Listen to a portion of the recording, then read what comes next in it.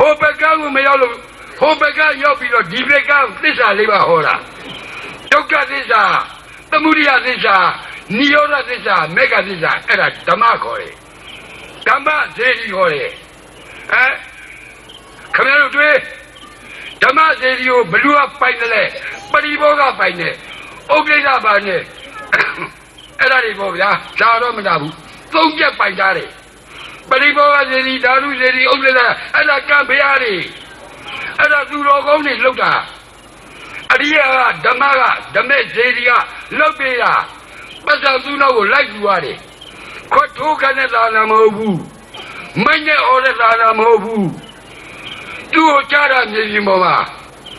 ခြားတာခင်ဗျားတို့ဟောဒီရန်ကုန်မြို့လားခြားတာကြိုက်တဲ့နေရာခြားတာလာလိမ့်မယ်သူ့လာဝကားတွေလာလိမ့်မယ်ရွှေတော်ပေါင်းမြို့တော်ပေါင်းလို့ပြောတယ်ခင်ဗျားတို့တွေ့တာကြီးစားတော့တလုံးမထားဘူးပြိတ္တချင်းနဲ့ပြိတ္တချင်းဒီစကားတွေပြောလို့ရတယ်ပါဠိရှိရဲ့ပါဠိကမထားဘူးပါဠိရှိရဲ့အနဲ့ပြန်ပေးမယ်အနဲ့ပြန်မှဒကာဓမ္မကသဘောသိမယ်သဘာဝကိုသဘောသိမယ်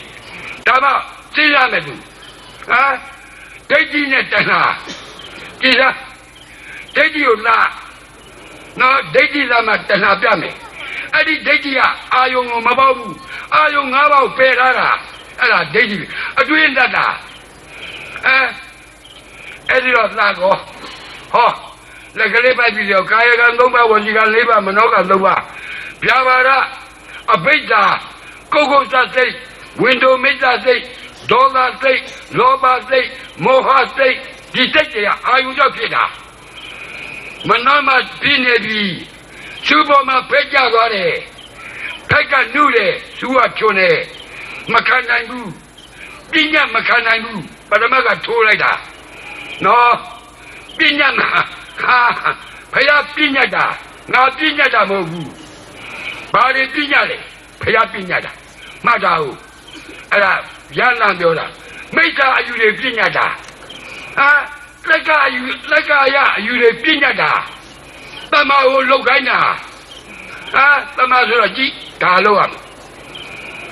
အခုတော့အာယုန်နဲ့ညီရပါကျုပ်ကပါဘယ်လူကပါကျုပ်ကပတ်စံဘယ်လောက်ရှိလဲညီရဘယ်လောက်ကောင်းတာပေါ့ကောင်းပါလေဗျာကောင်းပါလေဗျာအဲ့ဒီအာယုန်သူတို့မတတ်နိုင်တော့ဘူးအာယုန်လက်တရားရှိတယ်ရှားတယ်တိုင်းပြည်မှာသာနာမရှိတုံးသေးဘူးရှိတယ်နော်ဘလူးမမသိဘူးအနာကတ်တာတော့မသိဘူးခမရတို့ဟာစားချင်တောက်ချင်တော့မဟုတ်ဘူး